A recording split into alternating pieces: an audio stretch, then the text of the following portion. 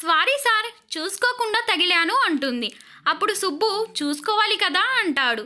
సరే పర్వాలేదని చెప్పి వెళ్ళిపోతాడు. తర్వాత ఈవెంట్ పనులు అయిపోయాక ఒకసారి వచ్చి చెక్ చేసుకోండి సార్ అని అంటుంది. సరే నేను వస్తాను అని సుబ్బు అంటాడు. సుబ్బు వచ్చి అంతా ఓకే అంటాడు. పెళ్లి వాళ్ళు వచ్చారా అని అడుగుతాడు. ఇంకా రాలేదని చెబుతుంది హనీ.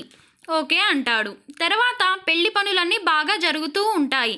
ఇంతలో తాళి కట్టే సమయంలో పెళ్ళికొడుకు తండ్రి నాకు కట్నం ఎక్కువ కావాలని అడుగుతాడు. అక్కడ గొడవ జరుగుతుంది. పెళ్లికూతురు తండ్రి ఈ టైంలో ఇలా అనడం కరెక్ట్ కాదని అంటాడు. అక్కడ గొడవ జరుగుతూ ఉంటుంది. అప్పుడు పెళ్ళికొడుకు తండ్రి కట్నం ఎక్కువ ఇస్తే పెళ్లి జరుగుతుంది, లేకపోతే వేరే సంబంధం చూసుకుంటాము అంటాడు. అప్పుడు హనీ వచ్చి ఆడపిల్ల ఏమైనా ఆట బొమ్మ అనుకుంటున్నారా? నచ్చితే తీసుకెళ్తాం, లేకపోతే లేదు అనడానికి ఒక మనిషి తనకి మనసు ఉంటుంది. మీకేదైనా సమస్య ఉంటే ముందే చెప్పాలి కదండి. ఇప్పుడు ఇలా చేయడం కరెక్ట్ కాదు. అమ్మాయిని చూడండి ఎంత చక్కగా ఉందో. కట్నం కోసం చూసుకుంటే మీ ఫ్యామిలీ ఒక మంచి అమ్మాయిని కోల్పోతుంది. పోనీ కట్నం ఎక్కువ తీసుకొచ్చే అమ్మాయి మిమ్మల్ని మంచిగా చూసుకుంటుందని గ్యారెంటీ ఉందా అని అడుగుతుంది హనీ. అలా అనగానే పెళ్లి కొడుకు తండ్రి పెళ్లికి ఒప్పుకుంటాడు. అంతా హ్యాపీగా జరుగుతుంది. అప్పుడు సుబ్బు హనీ దగ్గరికి వచ్చి, హనీ నువ్వెందుకు వాళ్ళ విషయంలో జోక్యం చేసుకున్నావు? నువ్వెవరు అడగటానికని వాళ్ళంటే ఏమయ్యేది సార్, మహా అయితే 2 మాటలు పడతాను అంతే కదా సార్. ఒక ఆడపిల్ల జీవితం కంటే అది నాకేం ఎక్కువ కదా సార్.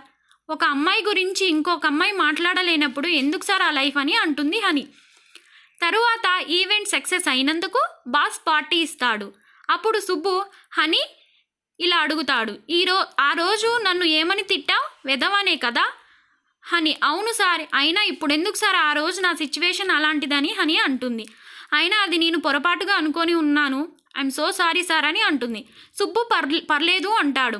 హనీ ఒక్కొక్కసారి మన కళ్ళు కూడా మనల్ని మోసం చేస్తాయి, చూసేవన్నీ నిజాలు కాదు, బీ కేర్ఫుల్ అంటాడు సుబ్బు.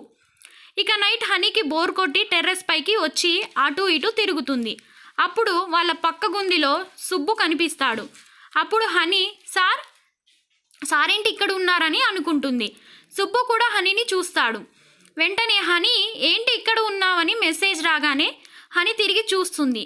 హనీ హాయ్ అంటుంది. అప్పుడు సుబ్బు కూడా హాయ్ అంటాడు. అప్పుడు హనీ మైల్ ఇదే సార్ అని అంటుంది. ఓకే అని ఇద్దరు గుడ్ నైట్ చెప్పుకుంటారు. తర్వాత రోజు సుబ్బు ఆఫీస్కి వెళ్తుంటే మధ్యలో కార్ టైర్ పంచర్ అవుతుంది. అప్పుడు హనీ వెళ్తూ సార్ ఉన్నారే అని ఆగుతుంది. ఏమైంది సార్ అని అడుగుతుంది. విషయం చెప్తాడు. సరే రండి లిఫ్ట్ ఇస్తాను, పర్లేదు నేను వెళ్తాను అంటాడు. హనీ పర్లేదు సార్ రండి అని స్కూటీ ఎక్కించుకుంటుంది. అవును సార్, మీరు మా ఊరి రైల్వే స్టేషన్లో ఎందుకున్నారు అని అడుగుతుంది.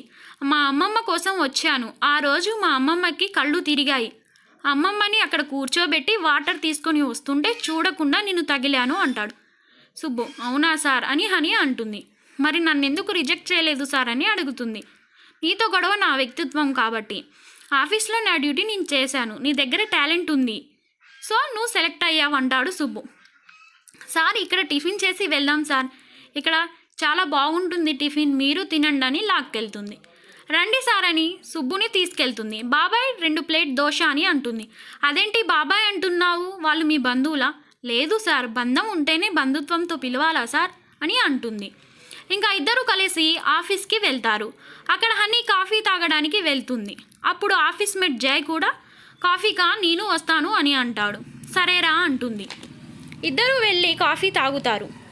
అప్పుడు జయ్ హనీ నువ్వు నిన్న పెళ్ళిలో మాట్లాడింది చాలా చాలా బాగా అనిపించింది, థ్యాంక్ యూ అంటుంది హనీ. వాళ్ళిద్దరూ మాట్లాడుకోవడం సుబ్బు చూస్తాడు, సైలెంట్గా ఉంటాడు. తర్వాత హనీని సుబ్బు పిలుస్తాడు. హనీ నేను ఇచ్చిన వర్క్ ఎంతవరకు వచ్చింది అని అడుగుతాడు. హనీ ఆల్మోస్ట్ అయిపోవచ్చింది సార్ అని అంటుంది. సుబ్బు ఓకే అంటాడు. హనీ వెళ్తుంది.